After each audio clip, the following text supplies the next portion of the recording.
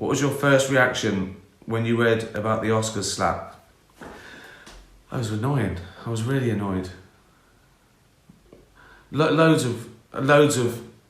Well, first of all, I woke up on the Monday morning and I got texts from American friends going, oh, fuck that, poor Chris. I was going, who's Chris? Right? And then I saw, oh, fucking hell, yeah. I mean, that's the main thing. I don't know why. I don't want to talk about it too much because I don't know what's going on in his life. I don't know why he did it. No one knows why he did it. He's got issues. I mean, obviously it was double shocking that it happened at the Oscars with everyone in tuxedos. I mean, of course you see that thing in bars on a Saturday night, but not the most privileged people on the planet slapping each other. Also, the main thing for me was totally unnecessary. There is no justification. That annoyed me when people were saying, oh, he deserved it. You shouldn't tell jokes about people. And the one that I blocked someone the other day for saying, no, words are violence too. No, they're not. No, they're not. No, they're not. Violence is violence. Words aren't violence. Anyone who tries to say that any freedom of speech justifies violence, that's what fucking leads to terrorism. And honestly, don't get me started on that shit.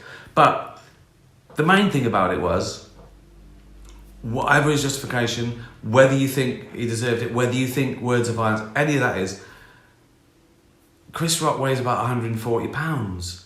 He's the most gentle man, you know, so that was my thoughts. But I don't want to talk about it. I mean, I tried to avoid it.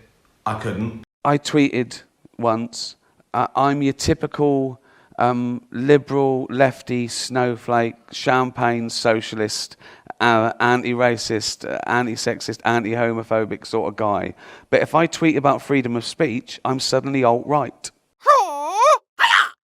If you're in a safe world where your firstborn isn't dying of dysentery and you're not being shot at, the worst thing that happens is something embarrassing happens to you. You know, this safe space thing that, you know, it's a nonsense that to believe that some people deserve never to be offended their whole life.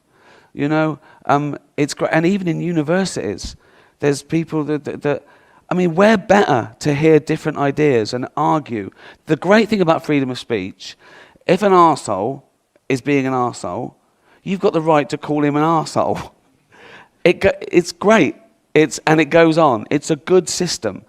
But it really is that case of people come up and they say, oh, I was offended by that joke. And, my first reaction is, I don't care. Mm-hmm. Like, that doesn't mean anything. You're telling me how you feel. What I want to say why. And I'll explain to them. I'm willing to explain to them why the joke isn't offensive. I'm not one of the people that think, I'm going to say what I want, I'm going to be as offensive and then go fuck you as a joke. I'm willing to explain why it's not offensive. That often offence comes when people mistake the subject of a joke with the actual target. And they're not necessarily the same, particularly if you deal in taboo subjects. You don't close down free speech because it's offensive. You argue with it. You have more free speech and you expose the people. But what isn't good is you shouldn't say anything that someone will be upset about. That's too vague.